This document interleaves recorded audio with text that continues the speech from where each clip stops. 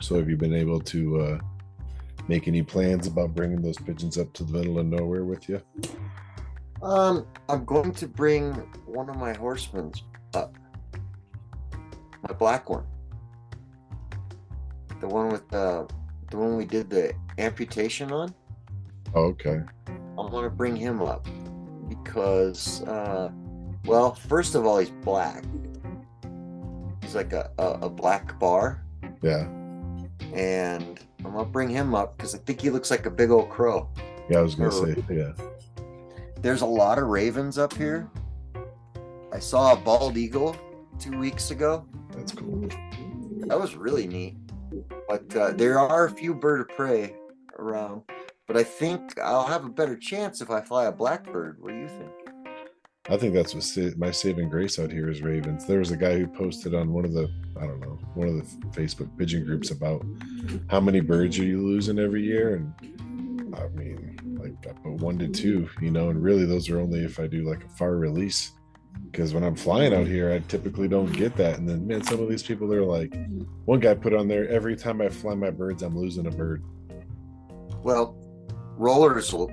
You can have that with the rollers if that's what he's flying. Oh man, Um, that's hard.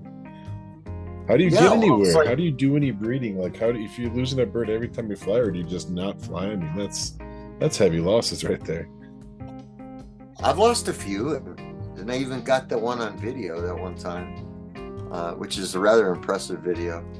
It Oh was, yeah, I remember that. Yeah, where he was you coming in know, at you.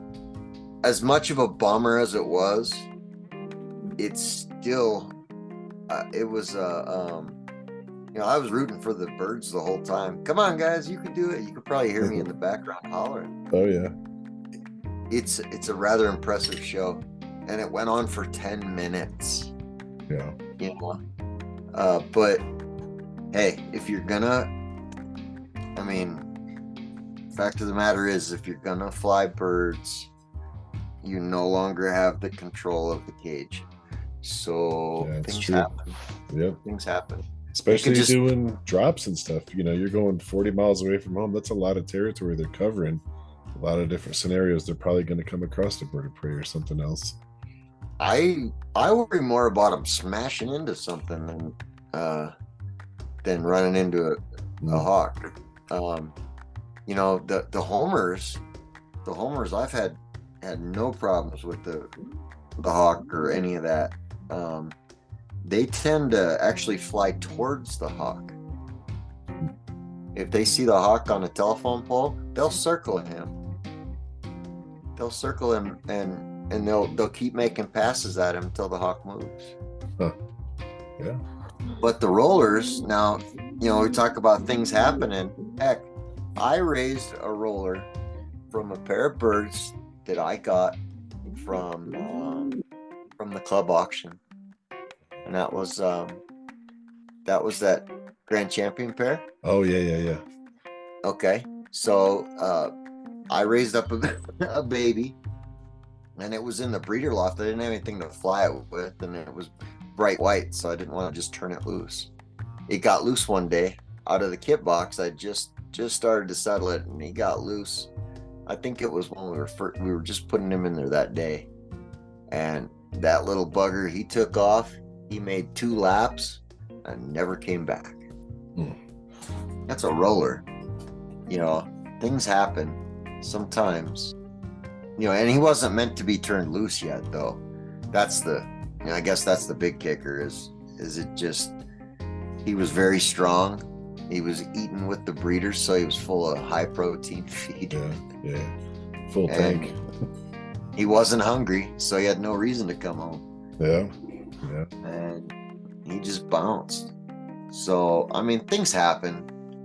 We got enough of them to keep going. But yeah, once you turn them loose, man, anything can happen, really. Unless I don't know if you can hear in the background right now, man. My parlor rollers are starting to really coo it up right now. I can hear him just a tad Yeah. bit. I don't think anybody will hear it. Parlor rollers, Over. though, I mean, you could turn them loose. I mean, when I take them to the park and I roll them, I just let them walk around when they're done.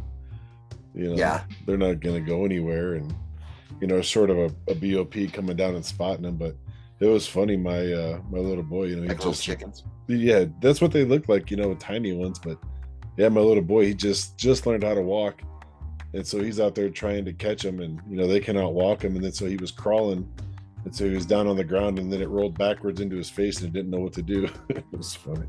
That's how my folks taught me how to walk. They turned me loose with the chickens. Yeah, with the chickens, try to catch them. Yeah, you gotta be fast, but no, that's I can even turn them loose in my shop here and everything, but yeah, the breeding season will be starting up here for a lot of people in December, and get them young ones coming out for January and stuff. But Hey, yeah, I'm starting up. I all right. posted up on the podcast page there my new nest boxes. Dude, I like it. I like that setup, man. That looks cool. It's so simple and straightforward. Yeah. For the cost of a 5-gallon pail and a Dollar Tree dog bowl, you got a nest box. Well, that's perfect though. Check So that out. we've been getting a lot of requests about how to get started, and I know we did an episode for how to get started before, and let's just clear this up. Yeah, when we first started putting some of these together, some of those first episodes, the audio was kind of wonky on it. We were getting it figured out. Sorry about that, but here we go. We're gonna do one for beginners again, because multiple people have hit us up about it, and like Chris's setup right there, let's kind of get people started in the right direction, whatever level. If you're going breeder style with a loft or a pigeon as a pet. So well, let's first start off by giving us the opener here, Chris. You said you wanted to do the soccer football one. Let me hear it. Is that what I said? Is that what I said, Phil? Yeah, man. You've been bugging me about it, man. Just do it. Hey, that's Phil and I'm Chris. Welcome to our podcast. So that I kind of consider that little loft like a dove coat, man, with all the whites in it and stuff. Well, yeah. Get like 5,000 buckets and stack them all up facing inside. Have like a new age dove coat, because some of those dove coats, they help thousands of bird, or they're like a tower. Yeah. Did you see the pigeon ranch in California, the one that washed away? No. The largest pigeon ranch in the world used to be in California on a river, and the birds actually drank out of the creek and everything. There's some good documentation on it. You got to just Google it, check it out.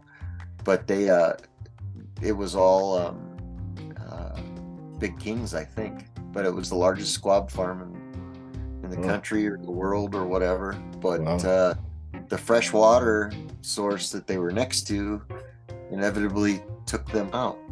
So what gave them life took it all away.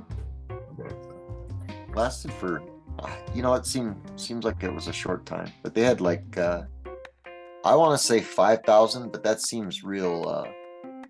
That seems like a small number compared to what I saw in the picture. Yeah, lots of birds though, man. And they were farming them. That's what they were doing. Yeah. But so what do you need to start into pigeons? You need first you need a pigeon, right? Right. And so one of the questions was, what's a good breed to start with? And my personal opinion would be like some breeds not to start with. Like, so I would recommend staying away from some of these like fancier breeds if you're just getting started. I don't want to say go out there and grab a feral, but I think a homing pigeon there's more of them. They're probably easier to find and come up on, and they're just as intelligent and everything else. That'd be a good starter right there. What do you think?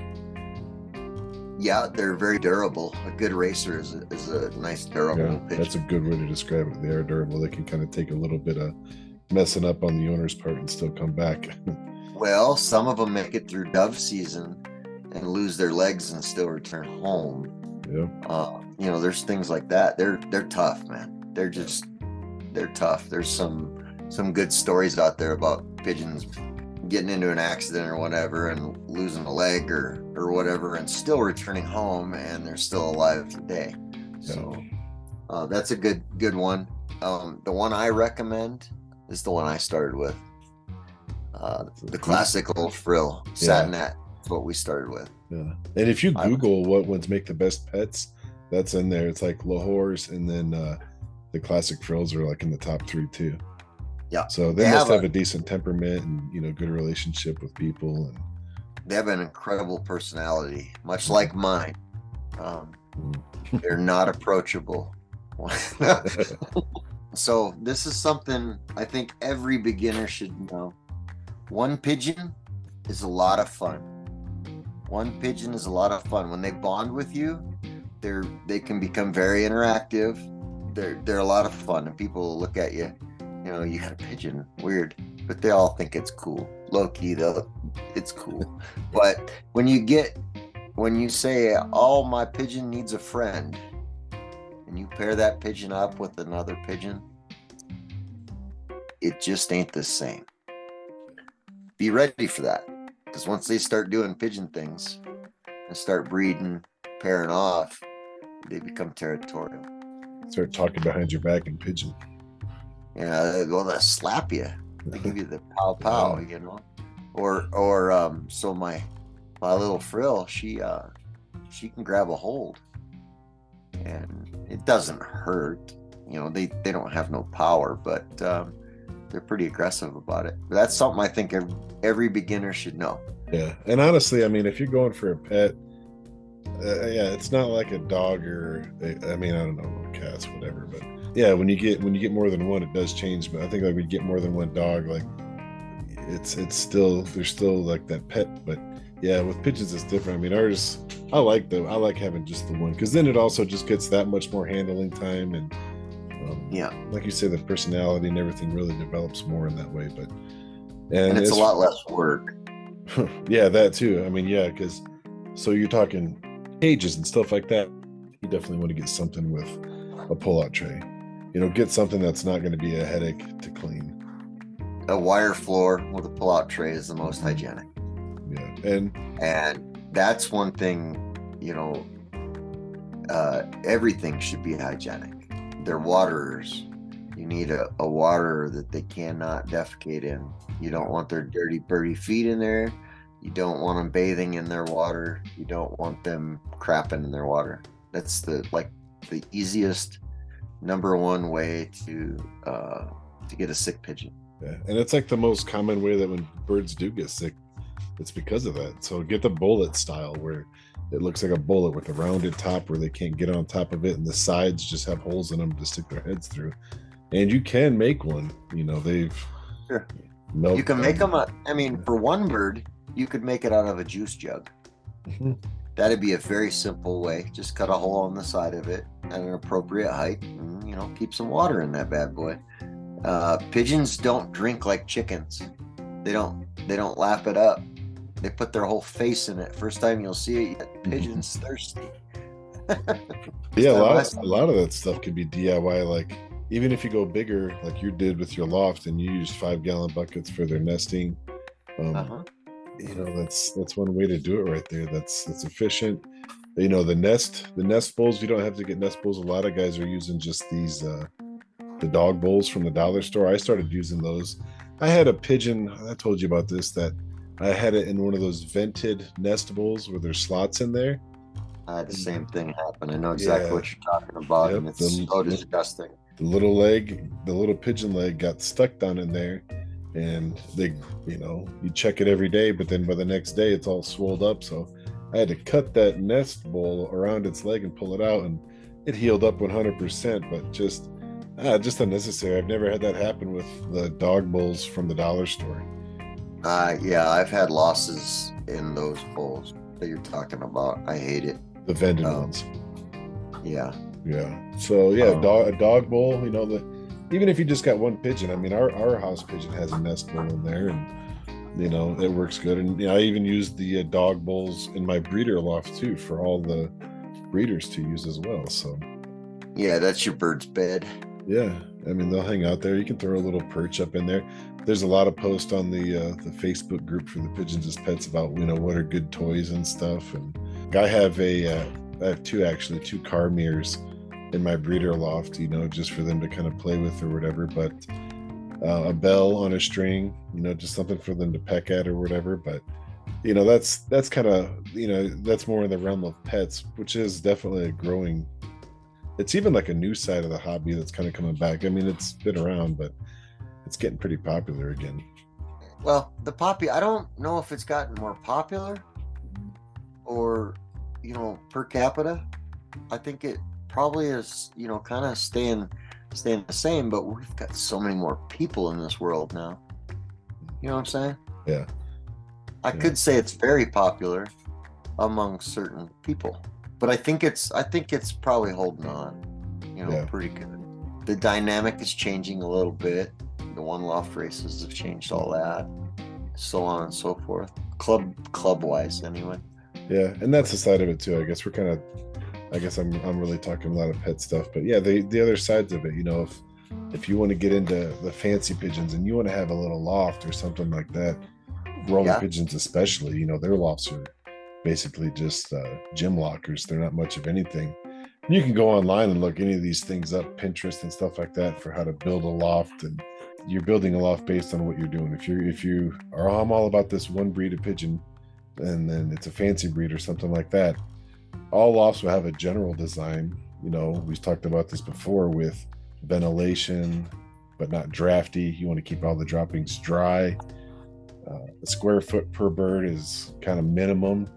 I think most guys go above and beyond that, or they should, at least in my opinion. I like going a little bit more than that.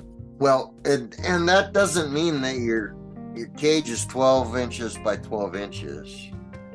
It means that you have a square foot of floor space per bird. Yeah. So, like, say an 8 by 10, that's supposedly big enough for that would be big enough for 80 birds. You know how many birds I have in my 8 by 10? 12. And the image that came in my head is those you walk into those little boxes and they blow money around and you're stuffing money in your shirt. Like that's what it looks like in the that's what it looks like in the Homer loft. 80 of those birds in a little spot like that. I don't know. That's pushing it, man. That's pretty tight. But that's the math, and so you got to keep that in mind. Yeah. Because that's not necessarily right. And you're gonna have to just something that cramped with that many birds. The cleaning, you'll be in there every day. Just trying to stay on top of it. And we've discussed this before, and I don't know if this is a tried and true fact. It's something I believe is that as long as you have good ventilation and it's not drafty, and your droppings are dry, it does seem like it's better to let the droppings stay in there. Don't let it pile up for a feed or nothing, but don't go in there every day and some guys bleach it all out. Yeah. Some guys never clean. I have birds right now that came from lofts where the first time I visited, the droppings were roughly 2 feet high. And I asked him, I said, hey bud, what's I'm curious, what's your take on this? And he said, well, his lofts were facing west, which is the hottest part of the out here. That's, to me, that sounded like crazy talk. Have the west sun facing the loft. That sounds dangerous, but they're kind of tough. They can stand the heat. But he said keep the droppings dry. It's not a problem, and that was why he put them towards the west. Now I've backed off a lot on cleaning. So what I've been doing in the breeder loft is I'm just scraping the floor and I'm pushing it all to the side. So I'm not walking in the poop. I'm pushing it all under the perches. Yeah, and the idea is that it keeps their immune systems up. It's not harming the bird at all, but just a little bit of exposure to it over a period of time just keeps their immune systems up. And that's a hard lesson learned. If for me because I used to every day go in there clean, because you hear about you got to keep it clean. Well, I think what you got to keep clean is the water and the food. You got to keep that clean. Absolutely. You don't want to ingest this stuff. No, and that's it. You need, as long I've begun to believe that as long as you don't, because they're perching animals, you're going to provide them perches. They're not going to hang out on the floor unless there's something really interesting down there. Right. Yeah. Oh, they Okay. fight for that high perch. I mean, that's what they want. Right. So that's one thing about it. A dirty floor doesn't necessarily make their feet dirty. Right. If those droppings are dry, it ain't gonna stick to them. You don't poop where you eat. You don't drink where you eat, or you don't drink where you poop. And one of the other things I'll say is, so depending on what aspect you're getting into, racing, fancy, or whatever, subscribe to some magazines. Purebred Pigeon's an awesome one. I really like that one. That's a really good. It's they go into some racing, but it's mostly fancy. It's about they'll kind of spotlight different fancy breeds every 2 months. Well, first of all, before you even do that, you have to subscribe and like and share to the All About Pigeons podcast pages. That's Yeah. I mean, I thought that was like a given. Yeah, you should do that before you get a pigeon. That's right. For real. Before, yeah. Little shameless self-advertising there, right? Yeah. No, but he's right. Reading. Yeah, purebred pigeon. I mean, if you can get your hand on some of the old American Pigeon journals, those are just so awesome. I wish that was still going, but that's a good I've one. I've got the when I'm up here sitting quiet, I read my roller book. I'm still on that same book. Is this okay? Yeah, you can even go to Amazon and look at specific breeds or whatever you're looking to get into. I mean, we've had some pretty awesome authors come on here. David Henderson has some really good roller books. David Shoemaker has ones on racing pigeons and genetics.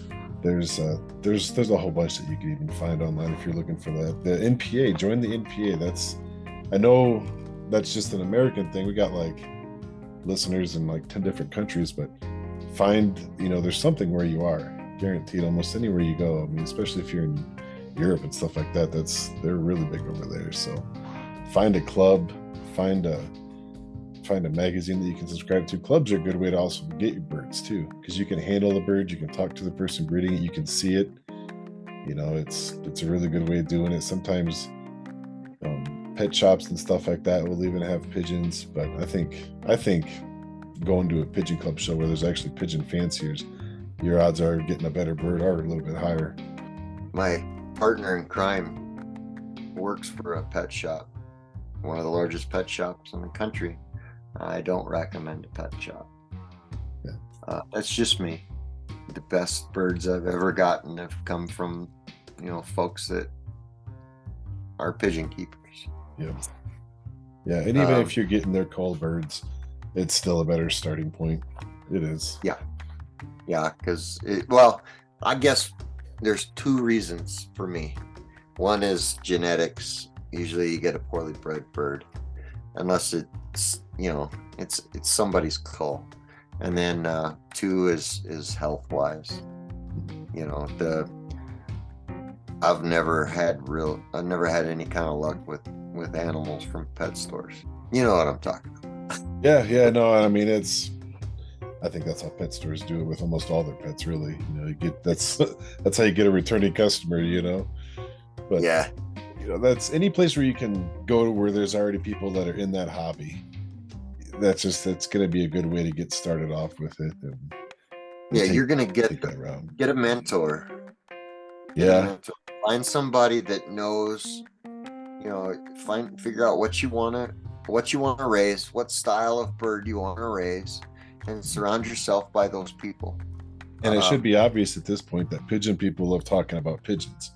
So right. You find somebody who's been doing this for a long time and, you want to ask them questions, they'll typically be more than happy. I mean, that's been my experience, at least. If we've had a lot of good mentors and, a lot of good experience that's been shared. Right. And if you want to, another thing, if you want to do something competitive, whether it be show or racing or rollers or even powders, beef birds, find somebody who's successful. Not just somebody that has birds. If you're going to compete and you want to learn, find somebody that's been successful, that's been there. And a good way to find, Facebook groups. There's so many Facebook groups for pigeons internationally. there's so many Facebook groups, and you can find specific breeds. And at least here in the States, almost every city or every state is going to have some kind of club, even if it's just a racing club or a roller club. But there's specialty breeds clubs, and I'm sure it's the same thing. I know like Australia is really big in it, obviously Europe and stuff like that. So you can find some of these Facebook groups, and you can just throw it out there and see if there's anything, shows happening in your area, or anybody that's breeding a specific breed that you want to get into and have questions about. You can even just post questions right on there too. So, and I know not everybody's on Facebook or whatever, but the internet still exists, so you can always just Google it too. Sure. And there's all kinds of good info out there. There's some that's not so good, but I'm not here to talk about that. Well, this is a topic that we don't have to interview anybody on, because we're beginners. So absolutely, that's where we could talk. A lot of this stuff we're sharing is stuff that we learned the hard way. Isn't that right, Phil? Oh, especially the whole cleanliness and stuff. I mean, man, serious about the droppings, leaving the droppings in there and staying dry. I think that caused a lot of issues for me by going in there and trying to keep that place as spick and span as I can. Keep the water and feed super clean for sure. But I know my loft manager, she bleaches the waters every single day now. That's one thing that's required. Yeah. So we're on that. We don't put bleach in the water. I've heard of some that do. I actually know a guy that does pretty much on a weekly basis, but that's not my bag. I don't do that. If you're on some kind of city water, that water has already gone through a treatment and been bleached, in my opinion. It's all clean and ready to go in that aspect. I mean, to each their own in that way. I will say that one thing that could be kind of a heads up is when you do get a new bird, just know that all birds carry within them certain bacterias and other things that their good bacteria will always fight.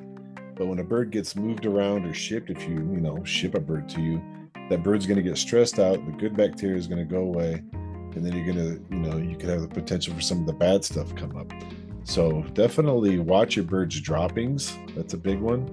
Don't freak out or nothing like that, but keep an eye out for green, watery droppings and stuff like that, because that could be a sign of something else. And you can look up online at different pictures of what each dropping could mean. Doesn't necessarily mean that's like the tried and true truth right there.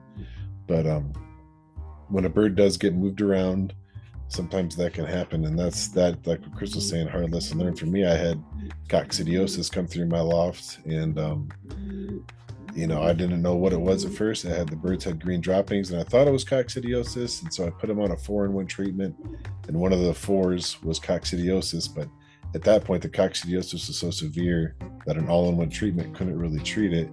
And then my man Chris here turned me on to Corid, which is specific to coccidiosis, and it cleared it all up. But at that point, I had lost a lot of birds, and it was a really hard lesson learned. So do pay attention to the droppings, but also look at how the bird acts. And that's why it's good to get a bird at a show, because if you see a bird sitting there, standing on both feet all fluffed up, and there's green droppings all around, and its eyes are closed, that's not a good sign. It's, you might want to look at another bird. I think the best way to know how your bird is feeling is with your hands. Pick him up if he feels good in the hand. That's a term that's been around for a gazillion years. Does it feel good in the hand? You want that, bird should feel strong. It should feel nice to you. It shouldn't just feel like a lump, or so skinny that its keel is sharp, or you can tell a lot just by handling that pigeon and looking him over. Does he have bugs? Does open up the wing, look for any holes in the feathers. That means it's got lice, or some of the different bugs that could be crawling around on it too. That's a visual thing you can see. That's something you lose when you get a bunch of birds, because I don't care how passionate you are about it. once you start approaching, man, I don't know. I'd say 40 birds is a ton at that point, if you intend to handle them all the time. Yeah. Not like my racers, I handle them all the time because I hand pick them when I fly them. Yeah. So once you get over a dozen kind of thing, you know, and if they're not quite tame, you know, you lose that ability to handle them all the time. And sometimes schedules just get in the way too. But that's my favorite way to tell the health of any of my birds, is just grab it up. Are you feeling okay, buddy? Let me look you over, you know? Yeah. Just, Yeah. And yeah, you gotta also have the time, you know, make sure you got time to put into it as well. It's super cool that there are a lot of people that are curious about getting started and getting into it. That's like the whole thing, you know. We always say it's all about promotion of the hobby, so we do want to help in any way that we can, you know. So you guys give us, like, we're bringing on, a couple of people asked about nutrition and conditioning birds, and so we've got some real experts that are going to be coming on, and we're going to talk specifically about those things. Let's see, I think we covered most of the different stuff. I mean, is there anything else you can think of that? Yeah, food, water, keep it clean. We got that. Can't hammer that enough. Picking the right bird for you. Decide what kind of birds you want. If you just want a bird, I mean, Yeah, easy to find one. yeah. Even like, I like what John DeCarlo said too, when he was like, find a bird that calls to you, because out of all, you know, the 600 different breeds and stuff, some breeds really do call to me, and those are the breeds that you're gonna want to put more energy into. You enjoy, you know, watching them and looking at them and watching them breed and making babies and all that stuff. It's cool that way. It's a bird that you like. But I do like the idea, if you're just getting started, and you know, homers, like you said, they're durable. So yeah. Well, fact is I think that's a good way to look at it too. Fact is you're gonna put, if you find one that you're passionate about, you're gonna put a lot better effort into that particular, for sure. I mean, if you want to learn Modinas, you're gonna learn about Modinas, you know, or whichever. But yeah, that's a good way to look at it. Find one that, you know, maybe not grab the first one you find, or maybe do. You know, you're gonna learn about that one too. Yeah. But it's what do you say, when you get that pigeon bug, it's a one-way thing, man. It doesn't stop. It's you start off with one and you blink, and next thing you know, you got a loft and you're breeding them and everything else, and they're just super awesome. They're a lot of fun to be around, and I like the fancies and I like the performing ones. I mean, they're a lot of fun, and they all bring something different to the table. So yeah, definitely look for something that you enjoy and you'll be passionate enough about to keep it going for yourself. And if you're just starting out, I don't really think that there's one that you know, if you're just getting one, I don't think there's one that I would avoid. But you know, it's just me. I got one Modena. He's cool. You know, I got that one Satnet, she was awesome when I first got her. They're all kind of cool, man. We'll wrap this up, and you know, if you guys have any other things that you'd like to have us talk about, or bring anybody on to get the real expert's opinion on, this episode is about beginners, which we are. So we felt comfortable enough talking about it with y'all, and we just love talking pigeons anyway. So that's right. Thanks for listening to the podcast, and we'll see you on the next one.